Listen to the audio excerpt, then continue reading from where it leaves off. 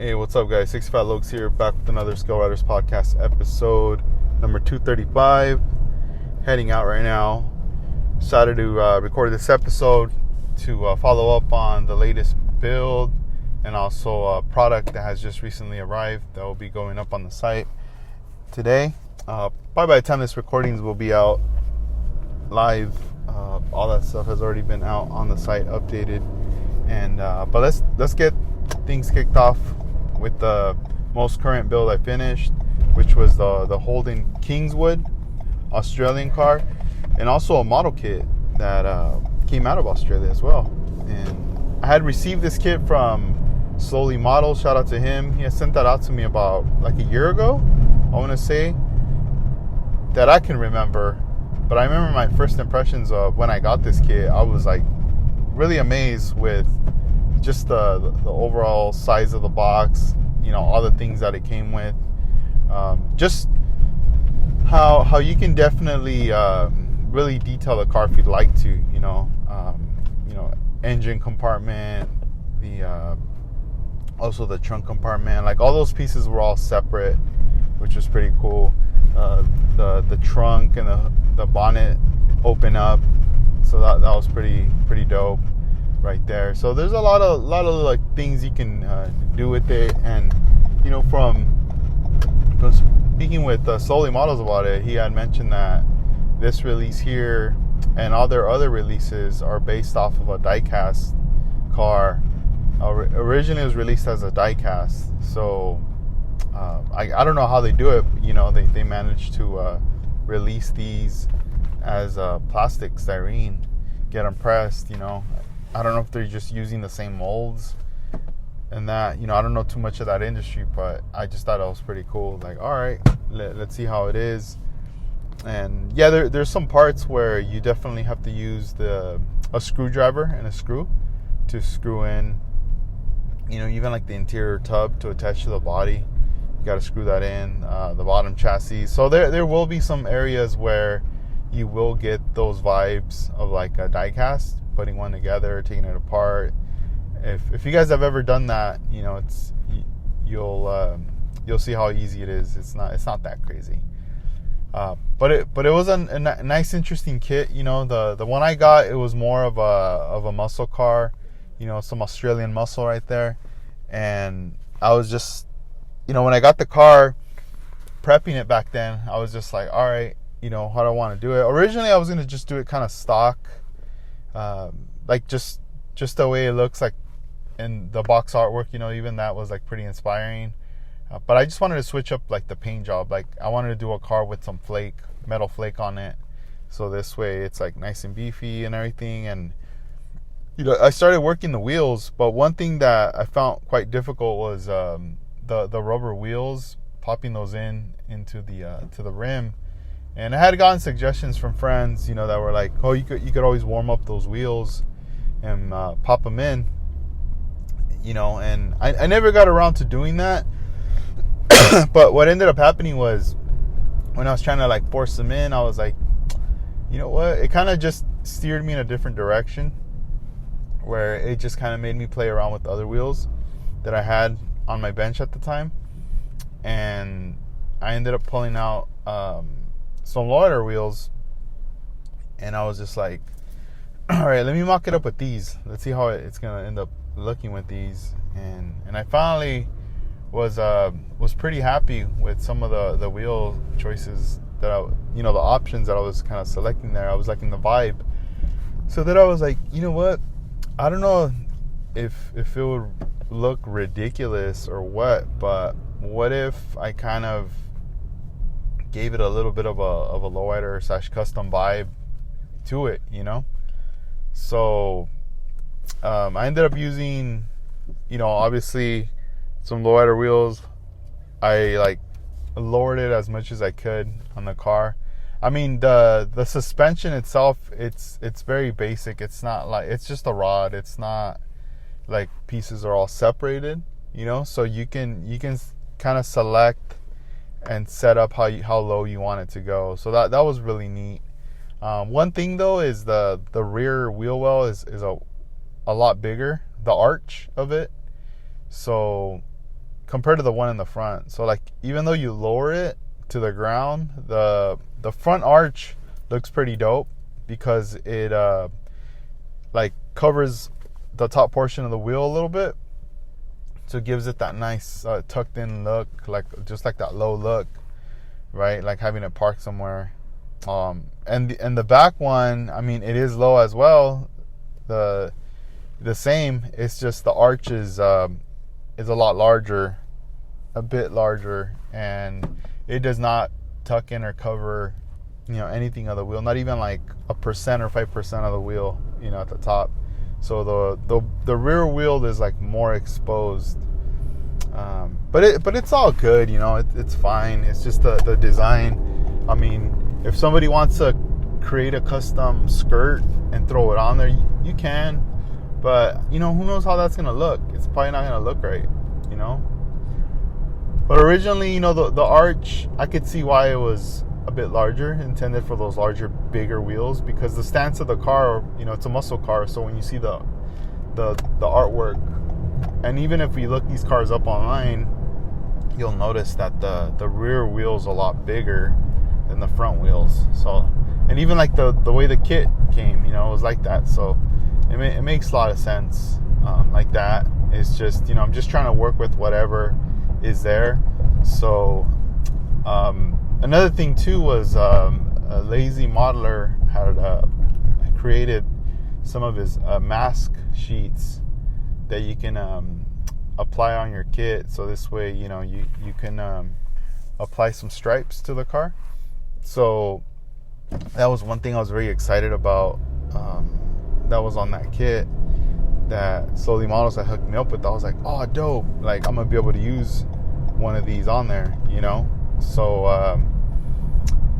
I started to gather all these ideas of what I wanted to do, colors and everything. And my decision was to go more a lavender, like light lavender with over like pearls. So I just went ahead and I started to flake the whole roof with the Tropical Glitz Platinum Plus flake. And after all that was flaked on the roof, the overall body was like a pearl white. And I started like doing some really basic backmasking. It wasn't nothing very intricate. It was just some basic stuff, because I was going to be doing like some flares in some areas using the tape. And then I also used the Lazy Modeler masks as well to paint like the stripes and all that, to just tighten it up, get it all together. Now that the car is done, I've been kind of looking at my work and seeing like what I should have done different. Because a lot of the times I feel like an idea is there of what I want to do, the way I want to execute it. And then, I'm in it. Things change. I might make a decision. All right, let's do this different, whatever. And at the end, you have the final product. And it's not until everything's assembled, all the chrome trim, all the wheels, everything's put together, where now I'm like, all right, let me really look at the car. Am I happy with it? Or what is it that I should have changed? Or, I shouldn't have done that. That just doesn't look right to me no more. But, I mean, I'm not going to change it. I'm just going to leave it. But it's something to consider for a future build, And there is a couple areas. I mean, I don't know how you guys feel about it. But I know for me, when I look at the car now, there's a couple areas where I almost feel like man, I shouldn't have sprayed this over that, or I shouldn't have gotten that angle, And I'm talking about more the area of the stripes and the inside of the stripes, and then on the side on the bottom panels. Like, I should have just done a simple fade and left it alone and not sprayed anything else over. And to me, right there at the end, it was more like, don't try to do too much. It's best to like just keep it simple and don't overdo it with trying to throw so many effects, so many things, because at the end you're not really gonna see them, or it's just gonna saturate it. Like, it's not gonna make it look cool, and when I look at the body, I mean, I went from an all pearl body, except for the roof. The roof I had mentioned, it was flake, but the overall body was white pearl. And when I started to lay the masks, and I started to use the tape, and I was spraying the purple candy to get those fades in, I should have just sprayed them in and then just be done with it and left it alone.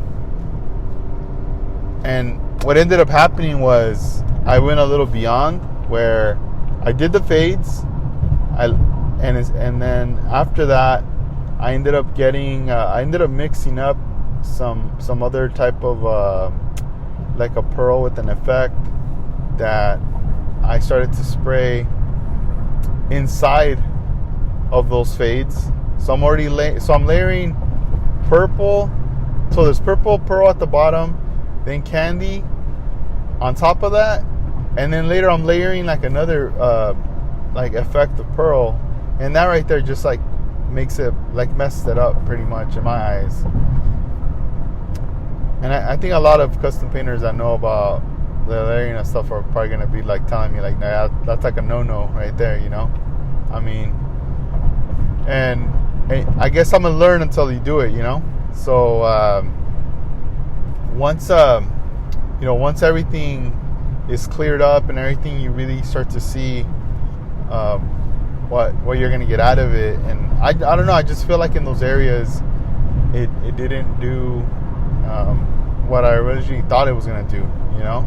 I should have just kind of kept it chill and not would have layered that third part, and that would have made probably more of a different impact right there.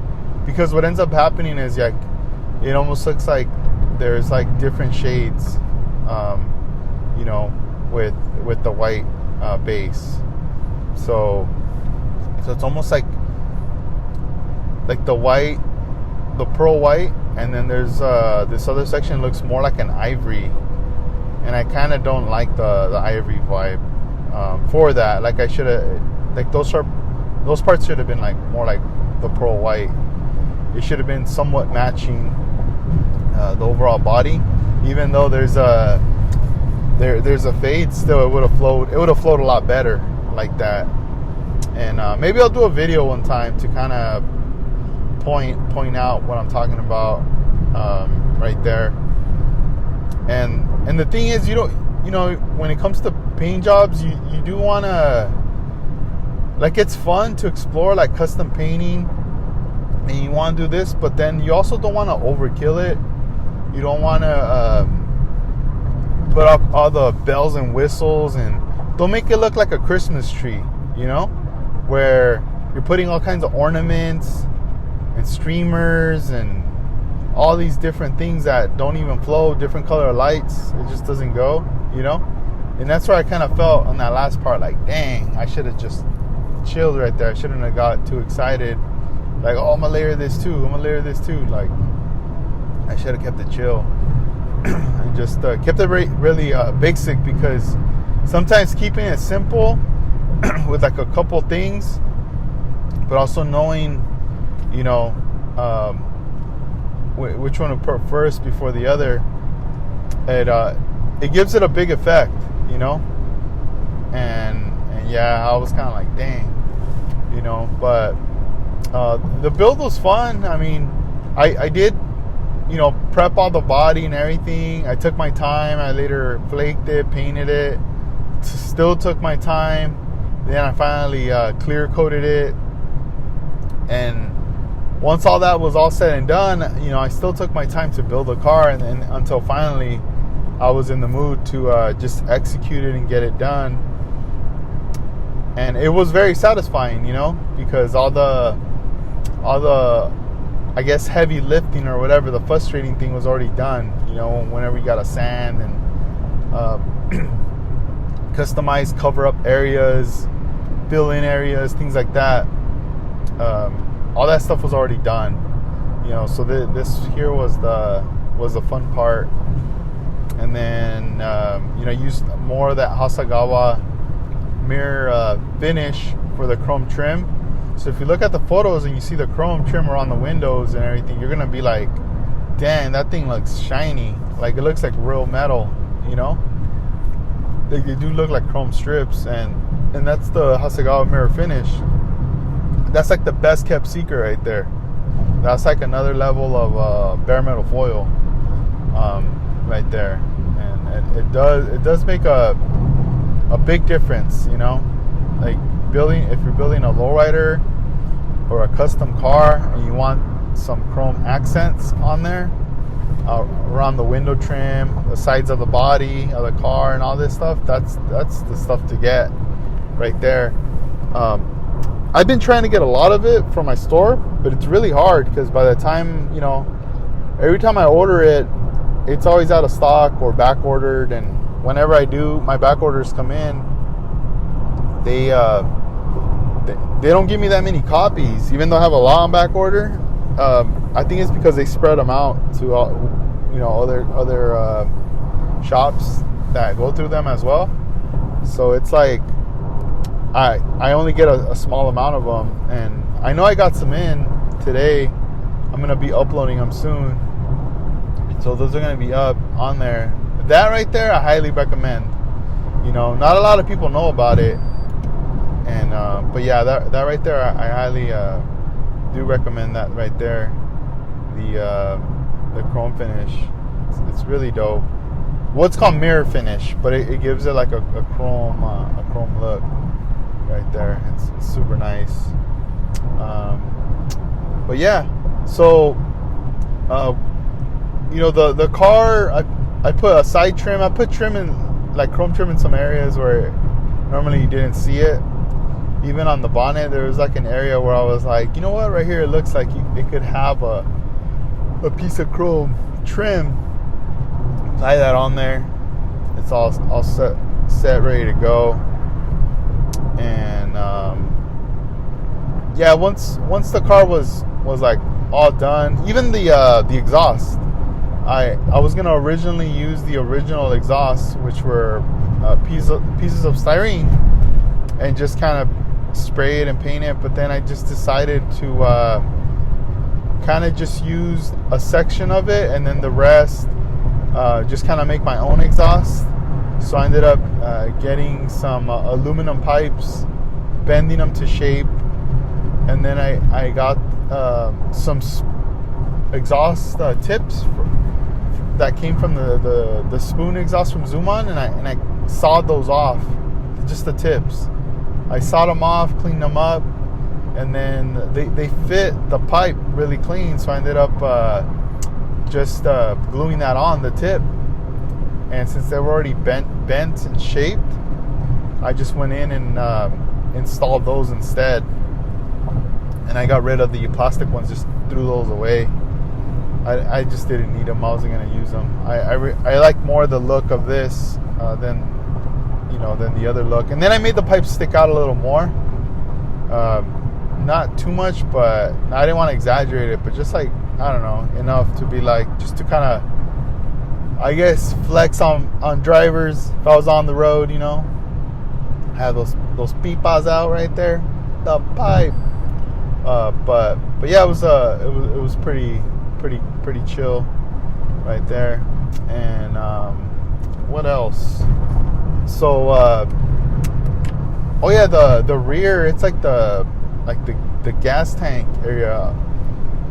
Sully was telling me how a lot of the times people even get those chromed out. They chrome those out just to flex too. And he started sending me all kinds of photographs of it. I started looking at it, and I thought that was interesting. That was something I did not know of. So I originally I was just gonna paint it black, you know, just leave it dark down there and just have the pipes out. But when he showed me that, But it was like, man, that'd be like a really nice homage right there to some Australian cars right there, to the builders. So I got more of that mirror finish, cut out like a square, and I started to apply the mirror finish, and I just like molded it to the thing, and it's like chrome, it's like shiny, due to that. So I didn't even have to paint it. I mean, it was black underneath, but over that I didn't have to paint it at all. I just used the mirror finish, and I was like set. So I was like, cool. So the car's, it's done. I haven't really posted any official photos or anything like that. I will later. I just haven't had the time to do it. But that'll be forthcoming. The next one that I got coming up is finally the AE86. It's been clear coated, and it's just sitting there on the kitchen table right now, waiting for me. This whole week's been like really hectic for me, and I haven't had time. I feel like once the Kingswood was done, it was like damn, I started to get busy, my personal life, and I was like, oh man, I gotta get this stuff ready, especially like my daughter, she's gonna be turning 4, so we gotta get ready for that right there, little birthday party and all that good stuff. So it's crazy, but that's like coming up right there. But when I get time, the Pandem one, it's gonna come in. Yeah, we did get a lot of Zoom on restocks and some new stuff a couple weeks back. That stuff's already been in the site. Some things have sold out, but there's still other things available. So that stuff's still there. And there's also some stuff from few models from Aoshima and other like Hasegawa, like this BMW from Hasegawa that just came out. I'm gonna post a photo soon. Those are now up and available, and they look really nice. I could see a lot of people building those and like just putting some nice wheels on them. They look super dope. And I don't know if they've ever released this one. I think this might be like a newer one, but it looks pretty sick. And then just a lot of other like wheels, like a lot of Aoshima wheels, and then a lot of the other like small tools from Disc Bay and like detail parts. Like a lot of that stuff's been coming in more. But those Hasegawa and those Aoshima kits, some of them were back ordered, some of them were like special ordered from customers, and whatever else that wasn't, I believe I only ordered like 1 copy or 2 copies of, and that was it. And it's not a lot, but that stuff's gonna be there. So like anybody who's wanting any of that stuff, just check the site, check the new arrivals. You'll be able to see it there.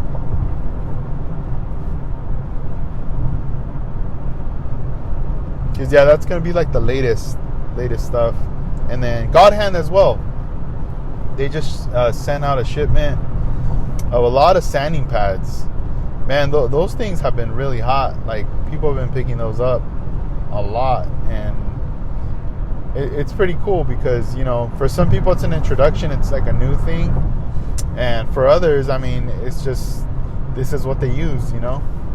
This is what they're used to and stuff. And if you never used a God Hand sanding sponge, and let's say you're still using sandpaper, where you have to like wrap it around something, or not, or maybe you're just cutting the sheet and you're just sanding your model cars, and you're using your fingers, as a support. Man, I would just say just put that stuff away, man, and try the God Hand sanding sponges, because the different thickness on that foam is what's going to support your fingers, and at the same time it's going to help when you have to when it comes down to getting into small little crevices. So like the 2mm, which we do carry, that one you could bend that little thing, really small, and get into like some small little crevice areas right there when you come down to sanding. So that right there is a product I highly would recommend for anybody who's building models right now and is not using that. If you want to make it a bit easier, execute things and get some better results, highly recommend the God Hand. I've been using that for a long time. I mean, maybe since 2018, since around that time when Jerry's introduced that to me. That changed it all right there for me when it came down to sanding. I remember I had to grab all my sanding papers and all that, and I ended up tossing them all. I was like, what the hell? I'm never going to use this stuff. And later I did end up getting more sheets, but it wasn't for that. It was for different applications of these other things I was doing. But for something that you just want to have on deck, on your toolbox, on your bench, and you want to just sand some stuff, God Hand is the way to go right there. But with that said, guys, I'm going to take off. This was a short one right here, but just wanted to just keep you guys updated on the latest. Hope you guys are doing well. I'll talk to you guys soon. All right. Peace out. Late.